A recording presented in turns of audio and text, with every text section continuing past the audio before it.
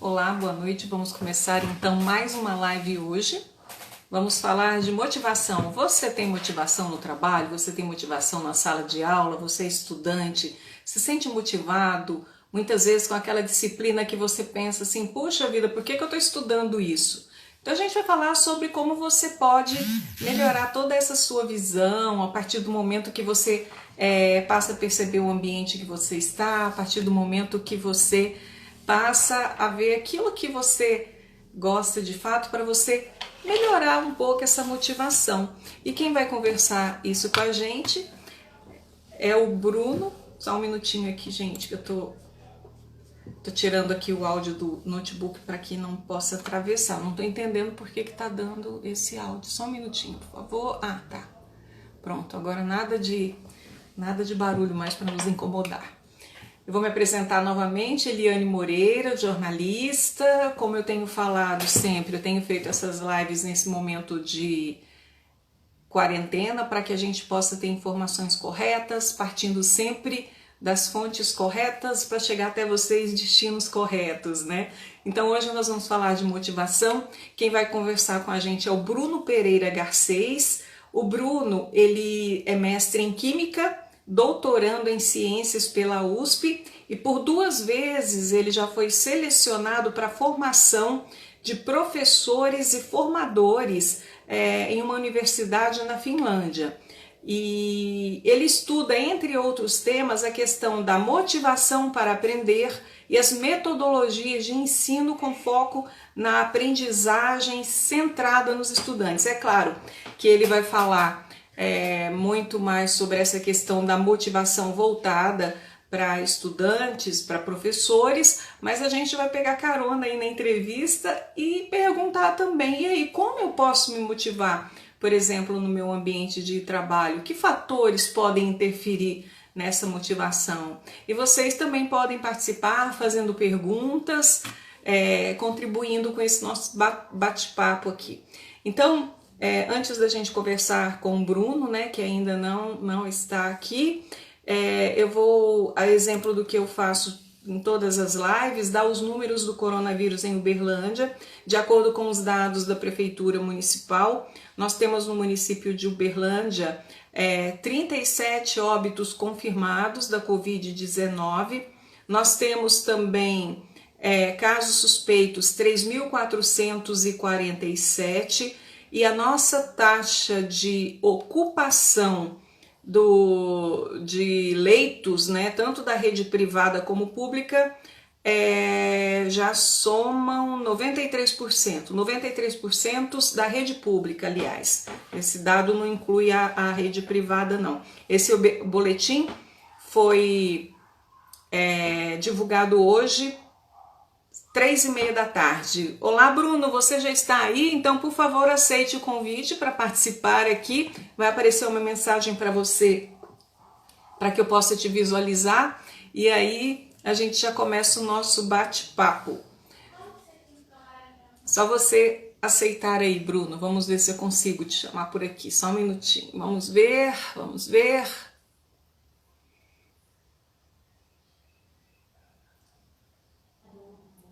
Gente, só um minutinho, por favor, tá? Olá, Fátima. Olá, Ana Deb. Olá, Bia Gontijo, minha nora. Muito bem, nora tem que estar presente. Eu tô sentindo falta do genro aqui, viu? Vou puxar a orelha dele. Vamos lá.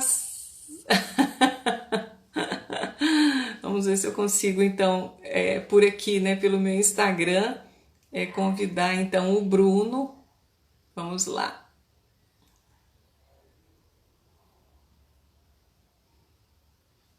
Convite para que a gente possa começar a conversar, então, sobre a motivação. Ô, Bruno! Tudo bem, Eliane? Tudo bem, Boa Bruno? noite. Gente, é o Bruno Garcês, o nosso entrevistado de hoje. Eu já li um pouquinho o seu currículo aqui, viu, Bruno? Já falei da sua formação, já falei desses cursos que você ministrou, né, na Finlândia, né? Muito bacana. Isso a gente sabe que a Finlândia, como eu já falei, até em outra live com a professora da ESEB, a professora Luciana, é referência em educação, né? Paula Lemes. A Paula Lemes, inclusive, a gente vai conversar amanhã e eu achei bacana, Bruno, porque vai ser. Eu estou conversando com você hoje dessa questão da motivação, principalmente na área educacional, e amanhã Sim, ela vai dar altas dicas para a gente, que ela é neuropsicóloga, sobre a questão de atenção, de como você produzir melhor em sala de aula, como você se ater mais ao conteúdo, né, que é ministrado na sala de aula. Eu achei fantástico, porque ficou assim, hoje motivação, amanhã a gente vai dar esse outro link que deixa tá abordando, né, quase tudo o mesmo aspecto, é uma continuidade, né? Bruno, olha só, então vamos conversar. Você vai falar então de motivação, você vai nos explicar de que forma que a gente pode se motivar para a gente protagonizar nesses ambientes que a gente pertence, que a gente está. E eu queria então que você começasse falando para mim o que é motivação. Boa noite, seja muito certo. bem-vindo. Boa noite. Muito obrigado, Eliane, tá, pela recepção, por esse momento que a gente tá discutindo aí um pouquinho, né? Eu sou suspeito, eu gosto demais de falar sobre educação. Sobre motivação, é a temática que eu venho estudando agora no doutorado, né? Eu queria até começar falando até o motivo, né? Minha formação é química industrial, sou mestre em Sim, bioquímica, então, teoricamente, não tem nada a ver com motivação, né? Só que o que me motivou com isso foram realmente as aulas. Porque a gente sempre discute e fala assim, porque o aluno não está motivado, o aluno não está motivado, o aluno não está motivado. Essa discussão sempre aparece, né?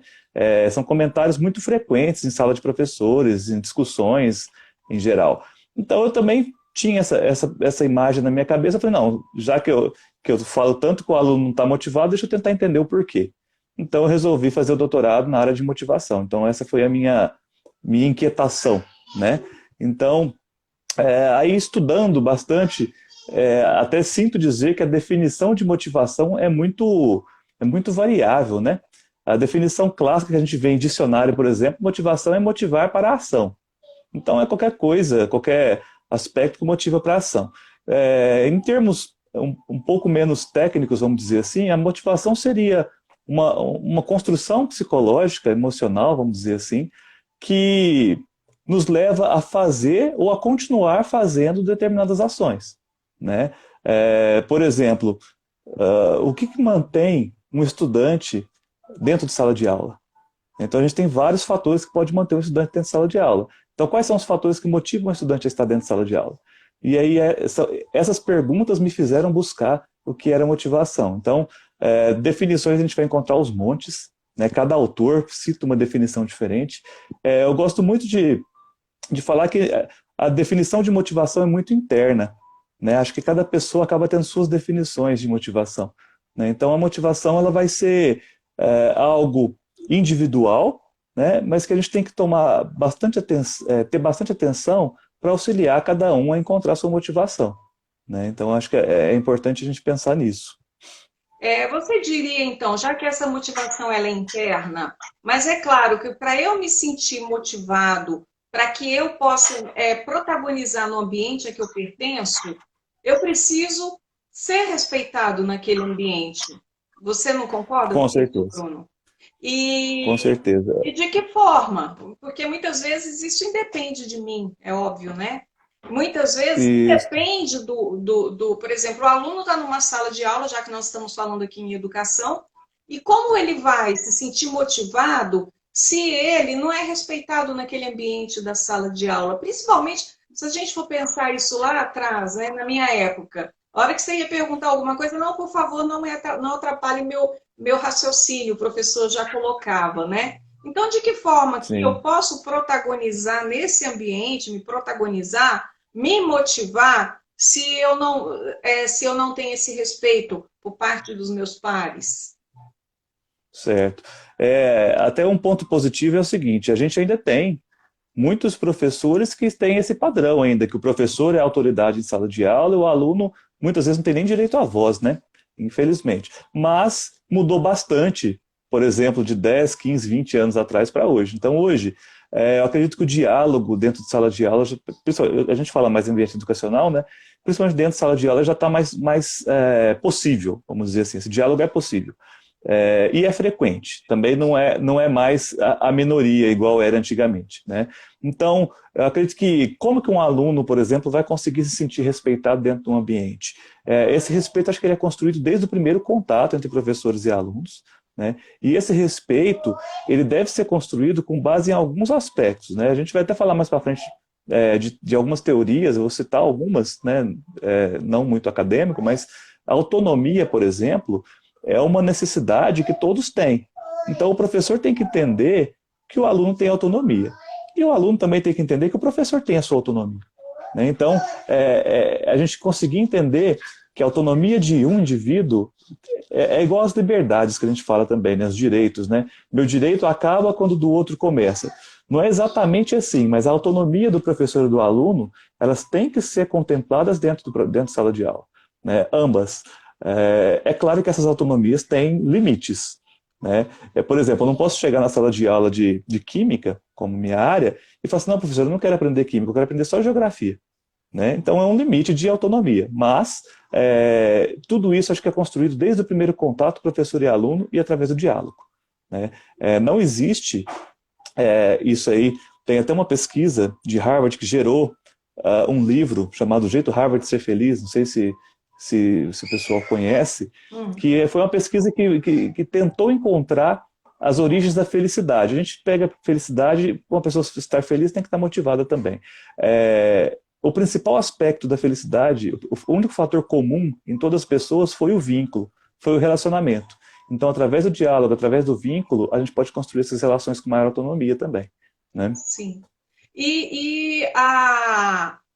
Isso é claro que acontece também nos ambientes que eu pertenço, no trabalho, no meu ambiente de amigos, no meu ambiente de comunidade, diria que da igreja que eu participo. Isso só vai acontecer a partir do momento também que eu sou respeitado por essas outras pessoas, não é isso, Lu? Exatamente.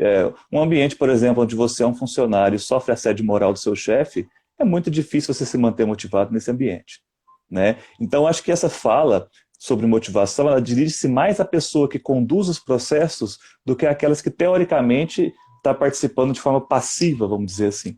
Então, o professor, acho que ele precisa entender melhor sobre motivação do que o aluno, às vezes, né? Porque o professor tem a facilidade de ajudar na construção do ambiente, né? O aluno, muitas vezes, ele está ali só recebendo, e ele está acostumado a só receber desde a primeira série do ensino fundamental. Então, a gente chega na graduação, por exemplo, o aluno está acostumado a só ouvir. Então, para ele, o bom professor é aquele que fala o tempo inteiro, passa a matéria o tempo inteiro e acerta as questões que vai cair no Enem, né? Então, é basicamente isso. Então, a ideia é que nós, enquanto professores, ou então pessoas que estão em cargos de gestão, em qualquer esfera, né, seja pública ou privada, qualquer empresa, que compreenda o conceito de motivação para tentar motivar, criar um ambiente mais motivador para os seus pares, né, para os seus servidores, no caso.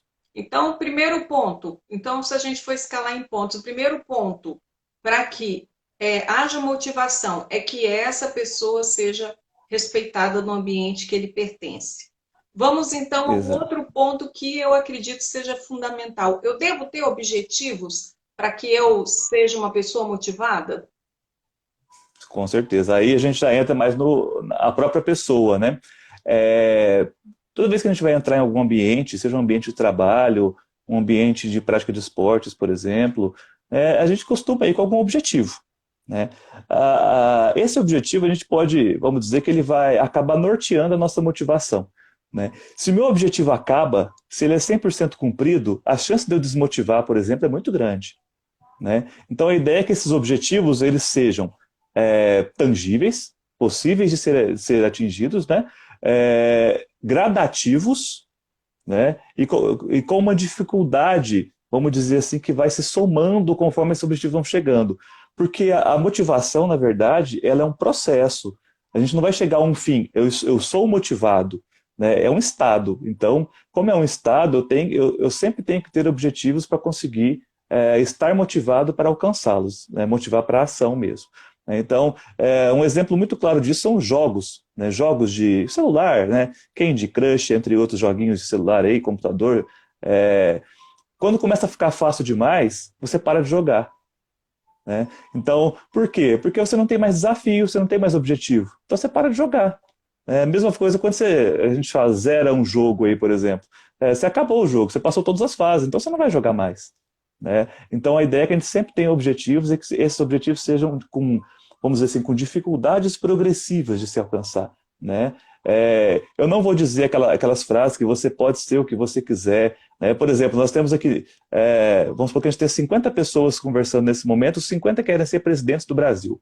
Os 50 vão ser presidentes do Brasil. Então eu acho que esse discurso da motivação, a gente tem que ir traçando nossos objetivos aos poucos, né? E não falar assim, eu quero ser presidente do Brasil. Então, se 50 pessoas querem, as 50 vão conseguir? Não vão conseguir. Então, esse discurso, vamos dizer, motivador, mas que acaba desmotivando quando a pessoa vê que ela não consegue executar a tarefa, ele pode ser pior do que não ter um discurso nenhum nesse caso, né? Interessante, Bruno, que você está colocando isso aí. Hoje veio uma lembrança no meu Facebook de quando eu estava fazendo mestrado. Eu sou jornalista e fiz mestrado no curso na Faculdade de Administração da UFO, o curso de Gestão Organizacional. O que aconteceu? Eu tinha matérias que eu nunca tinha visto na minha vida, aquilo para mim era muito difícil, logística, finanças, nada com a minha área, mas eu tive que aprender. Então, foi justamente isso que você colocou. Foi um desafio tão grande, e quando eu consegui, por exemplo, apresentar o meu seminário, um dos seminários, né, que eram seminários semanais de logística, o primeiro deles, eu falei, meu Deus, eu consegui, né? Então, foi algo assim que eu achava que era intangível, mas passou a ser tangível e foi assim, e não foi nem gradativo, foi assim, eu tinha que fazer, porque eu tinha que fazer, né? Eu estava fazendo mestrado. Então, você colocou isso agora, eu me lembrei, sabe? Foi como se aquilo ali fosse algo que mostrasse para mim que eu era capaz e que, como você colocou, nem todo mundo pode ser que nem todo mundo conseguisse fazer aquela apresentação ali, falando de logística, né? Por não ser da área, como eu não era da área, mas eu estudei muito e eu consegui ali apresentar meu seminário, que foi essa lembrança hoje do Facebook. Eu me lembrei agora que você falou, né? De eu ter objetivos, da gente ter objetivos tangíveis que a gente possa colocar. Nem todo mundo vai ser o presidente da República, mas um pode ser o presidente da República, né? Mas eu também posso, de Exato. repente, galgar outros espaços, né, aos quais eu queira pertencer. E na sala de aula, tem muitas vezes, Bruno, alguns estudantes se perguntam, gente, por que que eu perguntava, por que que eu estou aprendendo equação de segundo grau? Para que que eu vou usar isso na minha vida, né? Isso é algo que pode desmotivar, e como que o professor pode mostrar para o aluno que aquilo é importante, que ele um dia, aquilo ali, ele vai ter utilidade na vida dele. Sim, sim. Eu acho que o fato do aluno fazer essa pergunta a si mesmo não vai desmotivar. O fato dele ficar sem resposta, aí sim vai desmotivar, eu acredito, né? Por quê? Eu me perguntei isso várias vezes, tanto enquanto aluno, se bem que enquanto aluno eu não era tão crítico, então a gente recebia e pronto. Mas depois que eu virei professor, aí na minha área de química, por exemplo, talvez as pessoas que não são da área de química vão entender isso, por vários momentos eu falei, para que eu tenho que ensinar isso para meus alunos? E muitas vezes eu fui contra o sistema, vamos dizer assim, e não ensinei aquilo, porque não via nenhum tipo de aplicação. E quando eu falo aplicação, eu falo na vida, vamos dizer assim, no trabalho, que as pessoas dividem, mas o trabalho faz parte da vida, e nem no Enem, né? Então tinha conteúdo que eu ensinava em química que não caía em lugar nenhum, e que eu estava ensinando aquilo. Então eu simplesmente decidi que eu não iria explicar mais determinados conteúdos, porque não tinha funcionalidade, né? A área de química é muito específica. Mas aí eu passei a enxergar de forma diferente, um pouco. A gente vê que alguns conteúdos, eles não auxiliam diretamente na vida das pessoas, mas eles auxiliam, por exemplo, no estímulo ao raciocínio lógico, né? Nos cursos de exatas a gente tem uma disciplina de cálculo 1, por exemplo. Aí na UF, por exemplo, o cálculo 1 é terrível, né? O que tem de reprovados em cálculo 1 é um número gigantesco. né? O cálculo 1 no curso de Química, ele serve para uma ou outra matéria, mas depois que você forma, exceto que você, se você siga uma área muito específica, você nunca mais vai usar. Então, até no curso superior, a gente tem matérias que a gente, teoricamente, serve para nada. Mas, para mim, por exemplo, o cálculo 1 serviu para estímulo de raciocínio lógico. O problema é que o professor não soube me falar isso, eu tive que descobrir sozinho. Né? Para que eu tenho que usar isso? Você tem que usar isso porque está aqui no programa, está aqui na ementa. Então, acho que o professor ele tem que ultrapassar essa questão do estar aqui na ementa.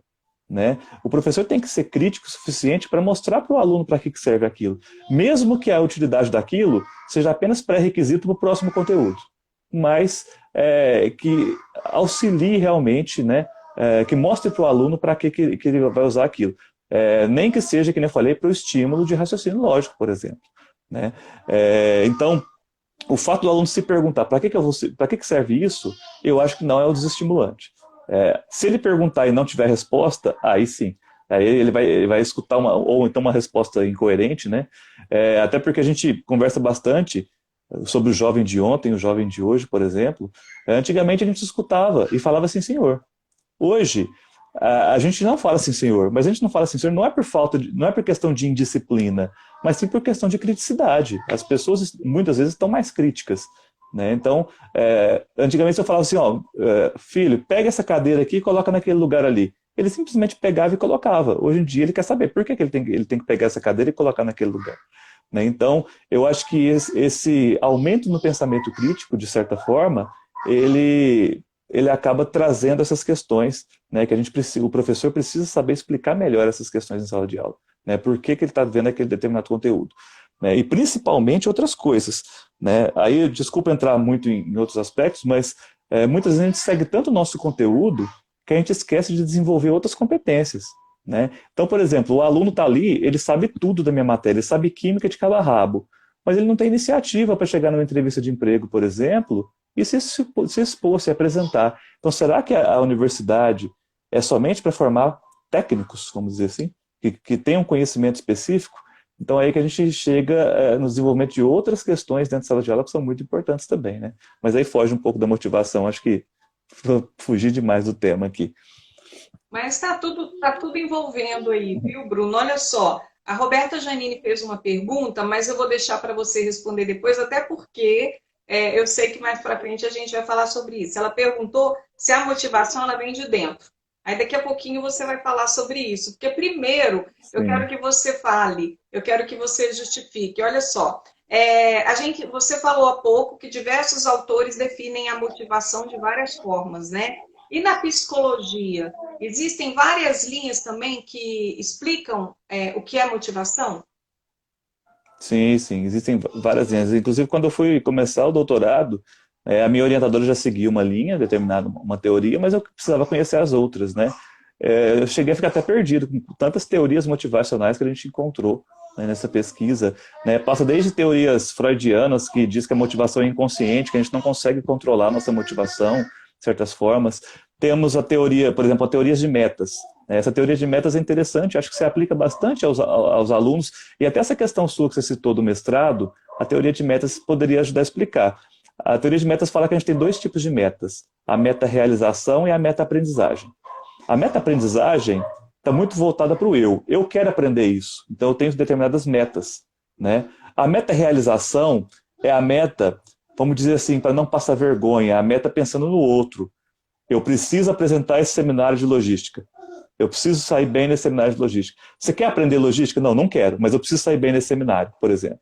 Então, seria um aspecto que a gente está mais preocupado com o outro. Essa é uma teoria de metas de realização. Tem outras teorias também, por exemplo, uma que muita gente fala sobre motivação intrínseca e extrínseca. Aí eu acho que entra nisso da pergunta da Roberta, é isso, É, né? Roberta, exato. Roberta. A motivação intrínseca e extrínseca diz o seguinte, de acordo com as teorias iniciais, tem dois tipos de motivação. Uma intrínseca, ou seja, vem de dentro, que é a motivação interna, parte do indivíduo, e tem a extrínseca, que seria a motivação que parte de recompensas ou estímulos externos. Né? Um exemplo bem simples, se eu estudo porque eu gosto de estudar, a motivação é intrínseca. Se eu estudo porque minha mãe me obriga, a motivação é extrínseca, é para evitar punição. Né? E aí, mais para frente, surgiu uma das teorias que é talvez a mais moderna e a mais completa de motivação hoje, que é a teoria da autodeterminação, que diz que não é só intrínseco e extrínseco, né? Não é só preto e branco, esquerda e direita, a gente tem um contínuo, vamos dizer assim. A gente parte da motivação até chegar na motivação intrínseca, que é a mais internalizada. Então a gente vai internalizando a motivação, né? Como assim? No ambiente educacional, por exemplo. Eu não estudo, não estou motivado, não quero estudar de jeito nenhum. Essa seria uma motivação, a motivação que a gente chama. Não tem motivação nenhuma, não existe. Aí, por exemplo, meu colega, ele estuda hoje porque a mãe dele falou que se ele for aprovado numa federal no Enem, ele vai ganhar um carro. Então a motivação dele é totalmente extrínseca. Ele estuda para ganhar o carro. Né? Ele gosta de estudar? Não, ele quer o carro. Então a motivação é extrínseca. Chegando um pouco mais interna, é aquele aluno que pensa assim, não, eu tenho que estudar porque eu tenho que ter um bom futuro. Aliás, nem isso, um pouco antes ainda. Eu quero estudar para não decepcionar meus pais. Ele não vai ganhar nada, ele não vai apanhar dos pais, que tem gente que fala isso também, eu estudo para não apanhar, é um absurdo, mas ele escuta isso. Não tem nenhuma punição, nenhuma recompensa, mas ele internalizou que ele não quer magoar os pais. Né? Ele começou a internalizar, mas ele ainda não gosta de estudar. Então essa motivação é chamada de introjetada, que é um pouco mais interna do que a extrínseca. Um pouco mais interna ainda seria esse aluno que estuda porque quer ter um bom futuro, por exemplo. Eu sei que eu preciso estudar para garantir um bom emprego, uma condição econômica mais favorável e tal. Então, nesse caso, seria a motivação identificada. Né? Ele internalizou um pouco mais. Ele ainda não gosta de estudar, mas o motivo já é interno, o motivo é dele. E aí nós temos os dois últimos, que é a intrínseca, né, que seria o eu estudo porque eu gosto de estudar, e o que a gente chama de integrada, que para mim é a mais interessante. Por quê? A integrada seria um exemplo daquele aluno, por exemplo, que ele passou a gostar de estudar depois de algum estímulo externo. Só que ele internalizou, ele começou a gostar da prática de estudar, e não mais do estímulo. Um exemplo seria aquele professor que você adorou, né? Você detestava a geografia, mas você teve um professor tão bom de geografia que você passou a gostar daquele conteúdo. Não só do professor, você passou a gostar do conteúdo. E se esse estímulo for constante, o professor pode sair que você continua motivado, que é o que a gente chama de motivação integrada, né? Que é quando a gente integra a motivação a gente, integra o estímulo externo a gente. Né? Então o estímulo externo chega a um ponto que ele não precisa nem existir mais, que o aluno permanecerá motivado. E aí acho que é onde eu mais tento trabalhar, né, Eliane? Isso nas minhas aulas, por exemplo. Eu tento ser essa pessoa, né, tento promover um ambiente que vai fazer com que os alunos cheguem a essa motivação integrada, independente de onde ele está. Eu evito, por exemplo, falar que o aluno faz isso porque vale tantos pontos. Né? Inclusive eu faço algumas coisas em determinadas unidades curriculares, que é o seguinte, eu deixo a pontuação totalmente vaga.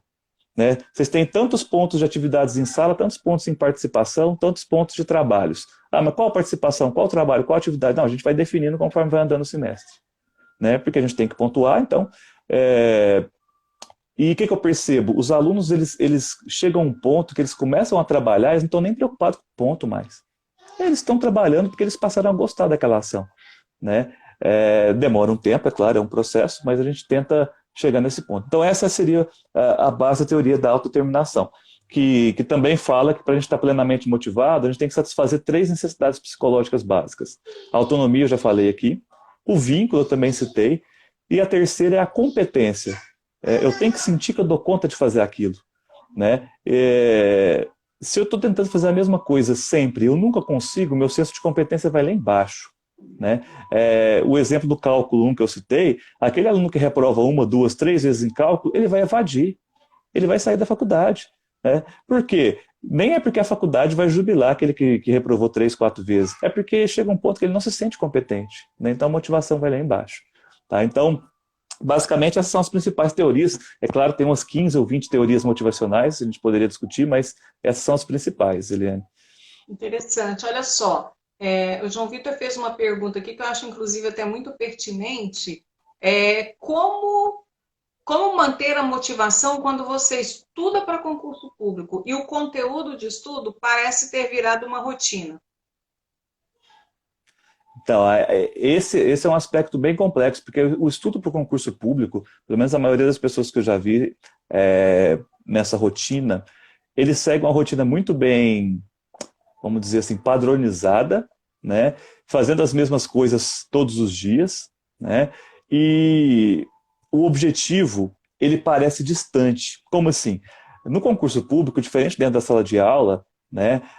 A gente não consegue ir etapa por etapa. Você não consegue, tipo assim, não, hoje eu passei na prova de português do concurso, amanhã eu vou passar na de informática. Você não consegue ir por etapas. O concurso está ali, é um dia, e se você estiver sentindo mal naquele dia, a chance de você ir mal no concurso é muito grande até por cima.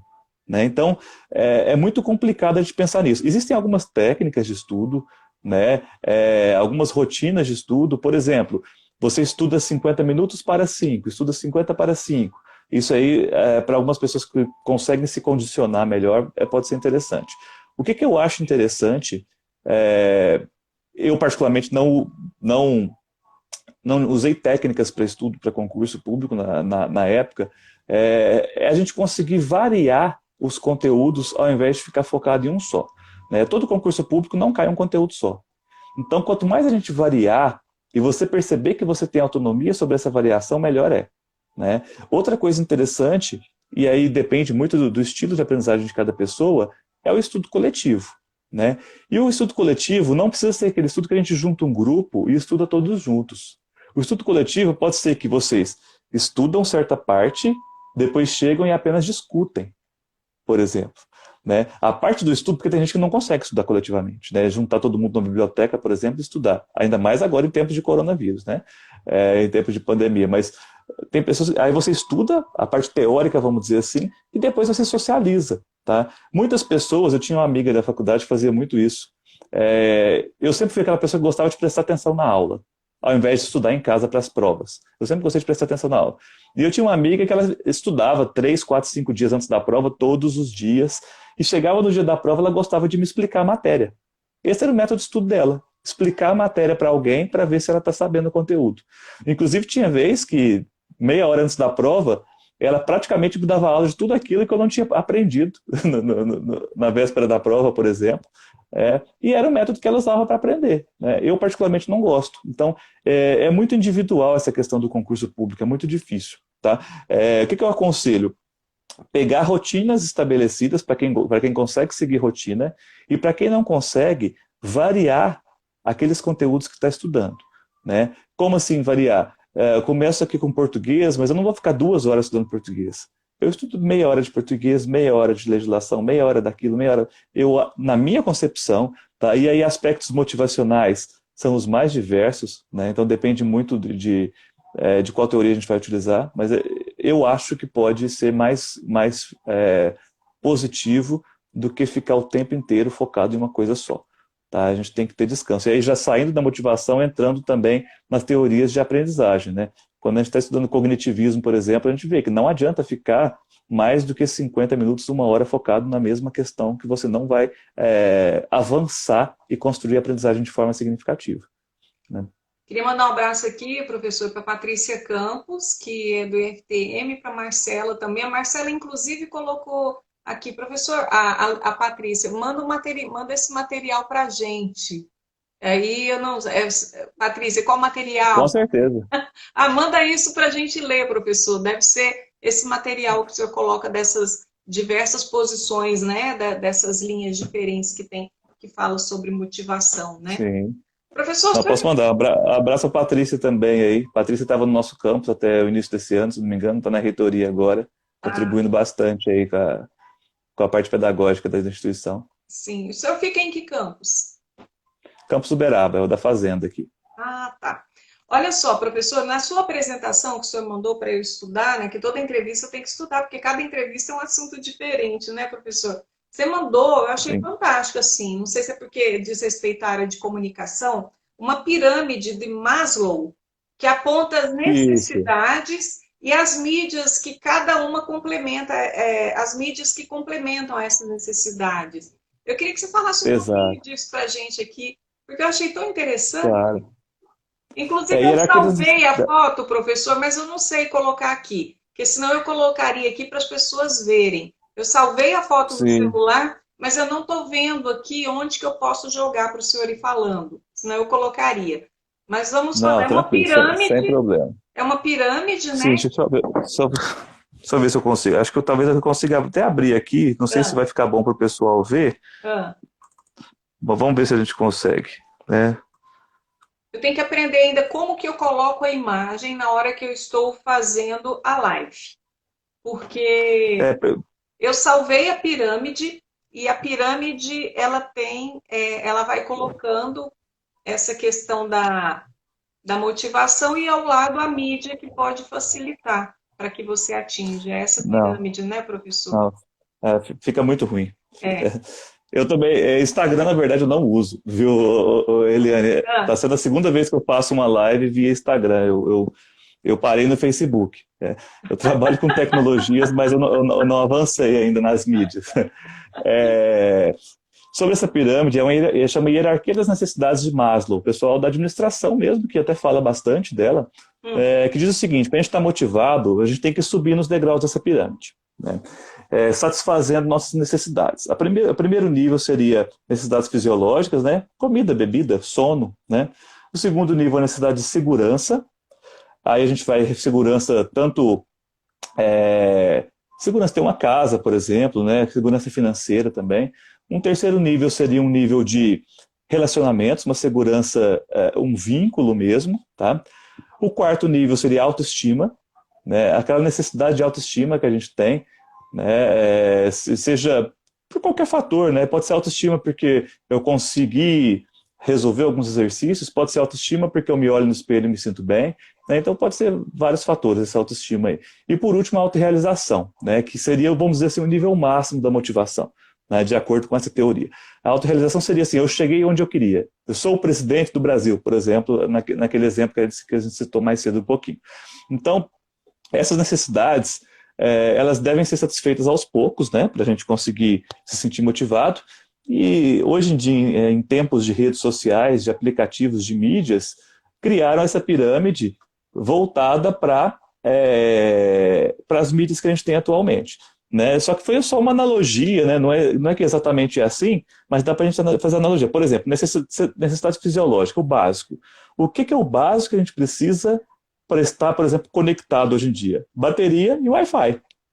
Então, isso seria a necessidade básica nossa em relação às mídias, em relação à tecnologia digital. Depois vem a necessidade de segurança. Opa, peraí, para ter segurança eu tenho que ter um antivírus no meu computador, por exemplo. Ou eu tenho que ter uma proteção com senha. Né? Eu tenho que ter um aplicativo que esconde meus outros aplicativos, por exemplo. Né? Então, eu tenho que ter alguma coisa de segurança dentro do meu aparelho. Aí a gente chega no terceiro nível, que é o vínculo. Né? O vínculo são os relacionamentos. Então, aí entra o WhatsApp, aí entra o Telegram, né? Aí entra esses aplicativos de contatos mesmo, né? Tinder, por exemplo, né? Quando a gente fala relacionamento, a gente fala todo tipo de relacionamento. Então, entraria esse tipo de aplicativo. No quarto seria a autoestima. Não existe aplicativo mais autoestima do que o Instagram. Né? O Instagram é aquela rede social que muitas vezes posta a foto para ver quantos amei no Instagram, né? Que fala, né? Curtir, não curtir no Facebook. Quantos amei ganhamos, por exemplo. Então é para satisfazer a necessidade de autoestima. Né? Instagram seria um exemplo disso, outras redes que têm o mesmo sentido. E por último, a autorrealização. Autorrealização seria, por exemplo, o LinkedIn. O LinkedIn é aquela rede que você mostra que está bem sucedido. É aquela rede que você mostra ou então que você consegue ser bem sucedido dentro dessa rede. Você vai conseguir oportunidades. Então seria uma analogia à hierarquia de Maslow no mundo digital, vamos dizer assim. Tá? Então essa seria o significado dessa imagem aí, na verdade. Né? Então em várias outras redes, a gente falou só das mais comuns, né? Das mais conhecidas mesmo, né? eu achei muito Até porque eu, interessante. eu particularmente não conheço tantas redes, né? Eu tenho o WhatsApp, Facebook, o Instagram. Esse o Instagram eu criei porque Educa hoje é a identidade visual que eu criei para fazer meus cursos de formação continuada. Então eu já registrei o Instagram, o Twitter, o Facebook, deixei só registrado para um dia, quem sabe, usar. Professor, olha só, o senhor já falou, né, que existem os fatores intrínsecos e os extrínsecos que permitem a motivação. Se a gente for esmiuçar um pouquinho mais sobre esse fator intrínseco, até para que as pessoas percebam de que forma que eu posso usar essas ferramentas internas que eu tenho para eu me sentir motivado. O que seriam essas ferramentas, esses fatores intrínsecos? Como eu Então, usá-los a gente, no dia a dia, ou mesmo já que a gente está trazendo para a sala de aula, né?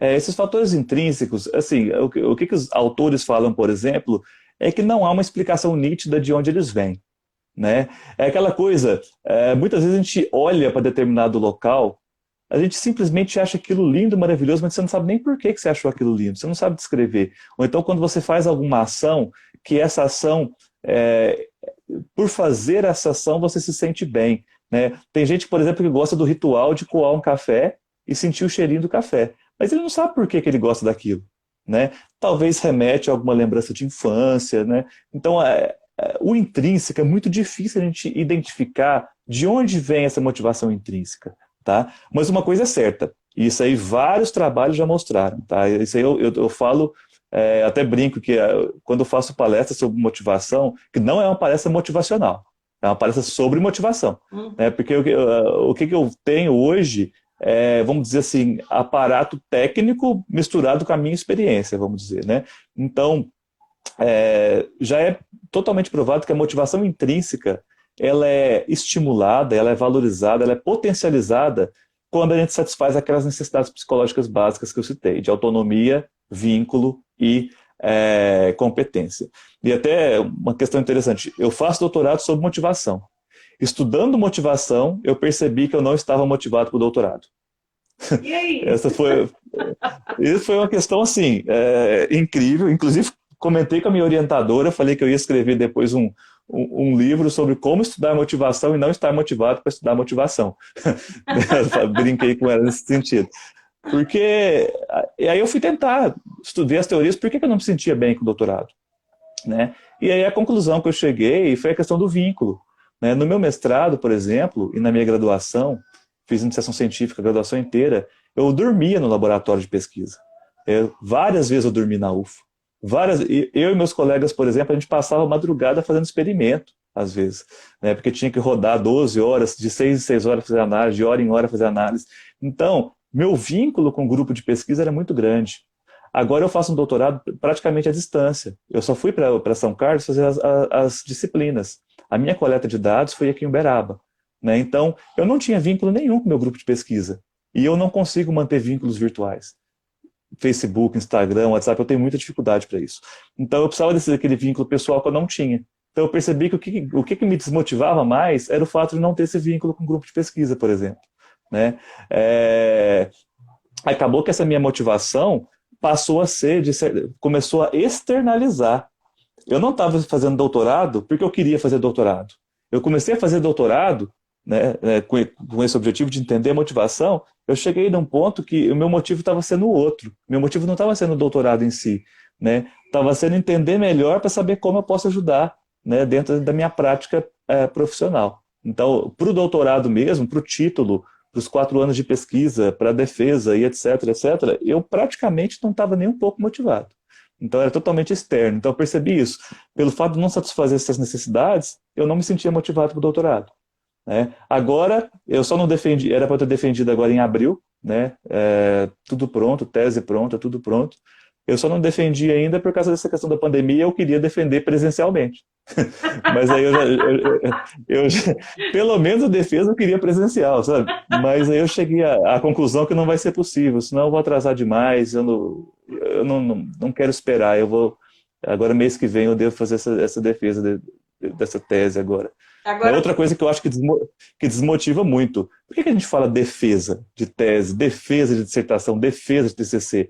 Parece que eu tenho uma banca me atacando e eu estou com um escudo me defendendo, mas né? é isso Isso é esse mesmo, professor, mas é então, isso, não é? Você está defendendo exatamente. ali a sua pesquisa, o seu argumento. Em contrapartida, você vai encontrar pessoas que muitas vezes vai querer questionar para ver se de fato, até para autenticar aquilo que você está falando, né? Sim, É por isso. Então, motive, é, porque você vai ter que apresentar mesmo. sim, Tem à que ser distância, inclusive. presencialmente, viu?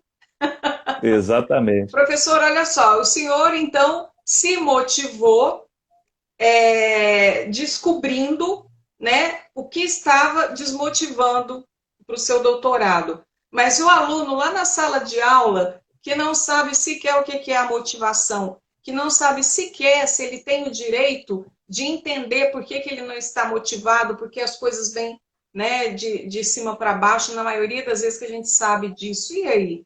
Você teve a oportunidade de entender por que você não estava motivado e a partir dali tentar mudar. Mas e na sala de aula, para o aluno que está ali indo para a escola, porque muitas vezes o pai está exigindo, né? E é claro que tem que ir, mas aí ele chega na sala de aula, ele já vê um outro, o professor que também está desmotivado, porque está sem receber, né? E aí, É. como é que fica isso tudo? Acho que vai dar Não, um outro artigo, viu, é uma. professor? Vai. Nesse caso, Eliane, assim, a questão do aluno, eu acho que o aluno ele tem que buscar vínculo. Sinceramente, eu acho que o vínculo é fundamental, né? E eu falo isso não porque eu estudei motivação, por causa da teoria da autodeterminação. É, a sociedade só existe hoje porque houve vínculo, porque as pessoas se uniram, né? Se fosse tudo individualista, desde o início, enquanto espécie, nós não teríamos sobrevivido. Então, acho que o vínculo é essencial. E onde esse vínculo pode ser encontrado dentro do ambiente acadêmico, por exemplo?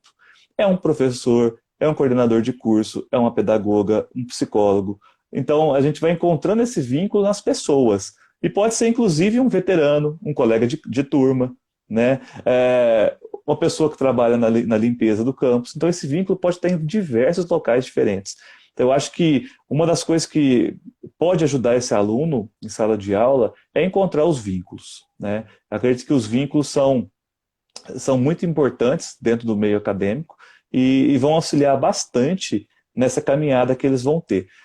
Já o professor que não recebe, o professor que não é valorizado, o professor onde a culpa de tudo que acontece na educação é dele, né? Como que ele vai se manter motivado? Aí essa é a pergunta de ouro, Eliane, né? Como que o professor vai conseguir se sentir motivado frente a tantos ataques que a gente sofre de todos os lados possíveis, né? A gente apanha de todo mundo, né? É muito difícil a gente pensar nisso, como estar motivado nessa situação. Eu penso muito na aula, por exemplo. Quando eu vou dar uma aula e os meus alunos saem mal daquela aula e eu também saio mal, alguma coisa está errado. Então, às vezes é melhor eu tentar fazer uma aula que os meus alunos vão sair bem e que eu saia satisfeito daquela aula do que continuar do jeito que está. Então, e também acredito que independente dos fatores externos, aquele momento com os alunos, não sei se é porque a parte que eu mais gosto, vamos dizer, do nosso cargo, que o pessoal acha que professor só dá aula, né? Mas o número de atribuições nossas são gigantes. A parte que eu mais gosto é dar aula, né? Então, eu gosto de estar com os meninos, então eu sinto muita falta disso, né, presencialmente. Eu acho que o professor ele também acaba se abraçando aos alunos, muitas vezes. O que a gente está vendo de exemplo, agora aqui no estado de Minas, com essas atividades remotas, de professores que acabaram agora em junho de receber o 13º do ano passado, de professores que chega dia quinto, dia útil, não sabe que dia que vai receber, e o pessoal trabalhando com não, nem diria motivação, mas com aquele ímpeto de eu não posso deixar meu aluno sem aprender, né? O pessoal está reclamando, sabe que a condição não é ideal, entende que está todo mundo assim, vamos dizer assim, na mesma tempestade, né? No mesmo barco, muita gente fala isso, a gente está no mesmo barco, não está no mesmo barco, né? Na mesma tempestade, mas em barcos diferentes, cada um com suas condições. E estão conseguindo fazer isso. Eu particularmente não sei te responder como que o professor vai continuar motivado frente a todos esses ataques, né? Mas eu sinceramente vejo, pelo menos do meu lado, que o que me mantém mais motivado em sala de aula são os alunos. Tá? Inclusive, recentemente eu tive uma aula no Google Meet com uma turma e eu perguntava e ninguém me respondia. Ninguém ligava a câmera, ninguém ligava o microfone, ninguém respondia no chat. Eu comecei, inicialmente, a ficar muito chateado com aquilo. Eu falei assim, gente, por que não está tendo interação? Do nada, eu falei assim, beleza, vamos fazer diferente. Trabalho em grupo à distância agora. Criei 4 salas simultâneas pelo Google Meet, que é o aplicativo que a gente faz, e fiz eles apresentar um seminário, na hora, assim. Porque eu precisava daquele contato também. Eu também precisava escutá-los. E eu não estava conseguindo, né? Então, aquele momento foi um momento, de certa forma, egocêntrico, né, que eu estava pensando na minha motivação ali, também, é claro, na aprendizagem deles, que eu não vou fazer nada aleatório assim, né? Mas que me ajudou bastante, né? Foi um momento que me ajudou bastante, porque eu consegui ter mais, a vê-los, a conversar com eles um pouquinho, né? Sendo que estava muito passivo antes, né? Mas assim, Eliane, é a pergunta de US$ 1 milhão. Como manter motivado frente a esses ataques? Eu acho que é muito difícil responder, né? Mas a gente vê muitos profissionais que estão motivados, né? E, ao mesmo tempo, muitos que estão desmotivados, estão adoecendo por causa desse momento de pandemia, né? Também. Então, é uma situação que a gente tem que acolher todo mundo. A gente tem que se abraçar à mesma distância, né? Interessante, né, que você colocou aí a rapidez que você teve para poder pensar numa outra possibilidade, né? Você estava reunido com eles e não estava tendo esse contato e criou, então, 4 salas simultâneas. Então, o professor também, além de tudo isso, ele tem que ter iniciativa e ele tem que ter também capacitações que o leve a agir rapidamente, né? Agora, o que acontece também? Será que nossos profissionais são capacitados, estão sendo capacitados? Eu não estou falando isso com relação às universidades, não, porque eu trabalho na UFO e eu vejo quantas capacitações, eu vejo, né, quanta treinamento que é oferecido e possibilidades, né, para que os professores possam fazer isso. Mas eu digo um professor, por exemplo, de ensino médio, do Estado, será que ele tem? Porque para ele ter essa rapidez, professor, ele tem que estar preparado para isso também. Será que nós temos, Sim, com né? certeza. Até para que ele possa se motivar e motivar e ter essa iniciativa rápida aí, né? Isso também é Sim, algo que eu diria também que a capacitação também é uma ferramenta para a motivação dos com certeza. profissionais, não é? O aspecto que eu mais gosto de trabalhar é com formação de professores, né? Hoje, eu tenho um curso fixo que eu tento fazer pelo menos uma vez por ano de formação voltado para a aprendizagem centrada nos estudantes. Sempre estou indo em escolas aí com uma palestra, um curso, uma oficina, alguma coisa nesse sentido, tá? Tem formação para os professores, por exemplo, da rede estadual, da rede municipal? Tem oferta. Os professores têm condições de fazer? Esse é o problema, tá? Questões de horário, questão que o professor tem que ter 2, 3 cargos. O professor trabalha além do Estado, no município, em uma instituição privada. As formações continuadas não costumam ser muito sistemáticas, principalmente no Estado, né? No município de Uberaba, aqui, por exemplo, as formações continuadas são sistemáticas. No Estado, não são. Aqui no Estado, eu fiz uma parceria com a Superintendência Regional de Ensino aqui de Uberaba e a gente tinha desenvolvido um ambiente muito legal de formação. Estava dando cursos com muita frequência, né, cursos pequenos de 4, 8 horas e alguns maiores de 40 horas. Aí a Secretaria de Estado de Educação, e aí eu falo isso aqui publicamente, pediu para parar com esses cursos, porque de acordo com eles estava concorrendo com os cursos à distância ofertados por Belo Horizonte. Né? Então isso foi uma ordem da Secretaria Estadual de Educação. Então assim, é muito complicado que a gente vê que quando tem uma oportunidade, essa oportunidade é gratuita, a gente tenta fazer e o pessoal não nos deixa fazer. Né? Eu particularmente não vou parar de fazer, eu dei uma parada agora porque eu tive 2 filhos em 2 anos, vamos dizer assim. Eu estou com um menininho de 1 ano e 10 meses e uma menininha de 5 meses.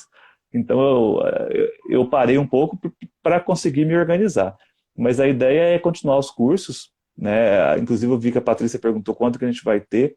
Sim. Eu tô organizando para ver como que eu vou fazer esse curso à distância, que eu já tento organizar há muito tempo. Eu não gostava de EAD de jeito nenhum. Eu particularmente não acreditava na educação à distância, porque eu não via métodos que me faziam motivar para a educação à distância. Então eu falei assim, não, se eu não consigo estar motivado para fazer um curso, como que eu vou falar para as pessoas fazerem meu curso à distância? Né? Então, eu estava tentando, inclusive eu estou ainda tentando criar uma plataforma, vamos dizer assim, para conseguir fazer esses cursos mais efetivos. Né? Mas eu concordo plenamente contigo. Como é que o professor vai conseguir pensar rápido assim? É com formação.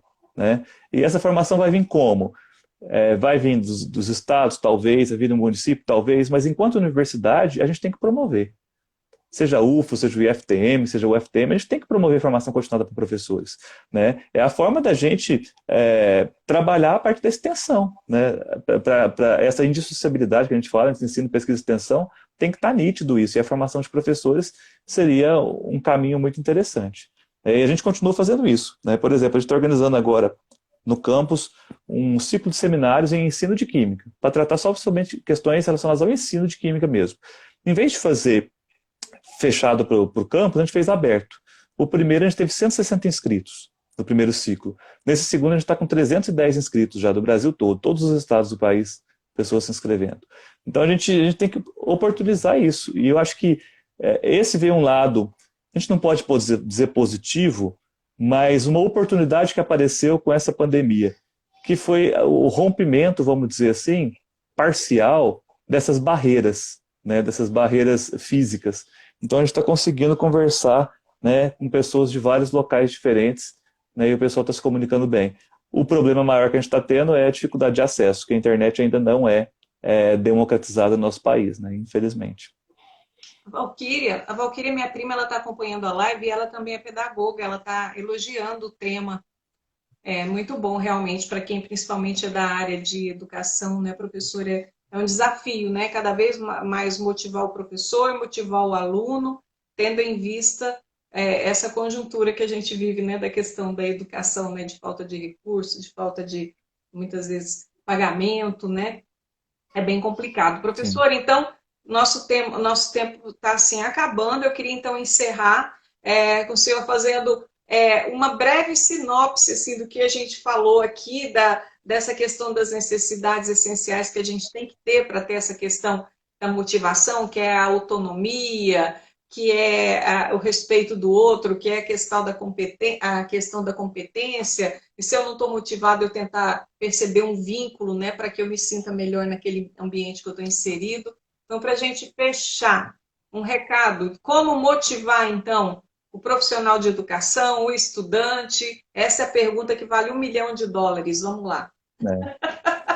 Como motivar o profissional da educação é muito difícil. Eu até vou focar um pouco como que a gente vai conseguir motivar o nosso estudante, né? Eu acho que essas três necessidades psicológicas básicas acho que resume bastante a motivação, mesmo em outras teorias, né? Então, se eu consigo dar autonomia para o meu estudante, se eu consigo estabelecer vínculo em sala de aula, se eu consigo fazer com que ele se sinta competente, a chance dele estar motivado é muito alta.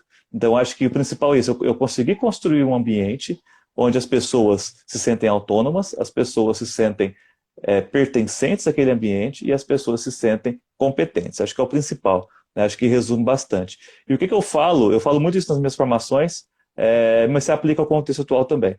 Como que a gente vai tentar implementar qualquer mudança, né? Porque para pensar nisso, por exemplo, eu sou professor, eu estou acostumado a falar e o aluno ouvir. Para eu mudar essa postura, né, eu preciso ter mudanças. Como que eu vou implementar mudança? Primeira coisa, manter a mente aberta. Né? Então são três coisas que você fala. Manter a mente aberta é importantíssimo.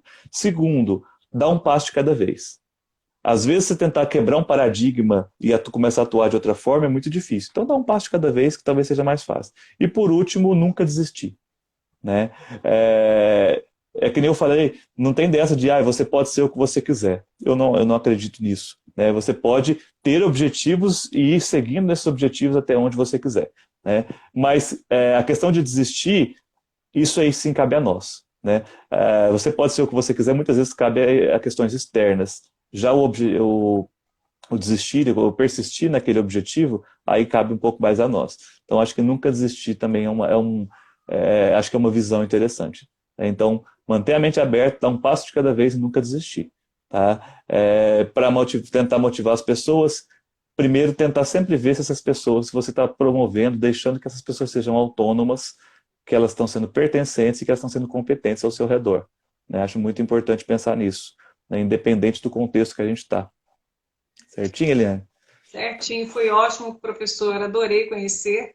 E vamos marcar outros bate-papos, né? Para que a gente possa motivar esse pessoal que está aí, abordar outros temas. Estou à disposição aqui para colaborar. Eu gostaria de agradecer mais uma vez a Patrícia, a Marcela, que me fez o convite para mediar esse bate-papo com o professor Bruno.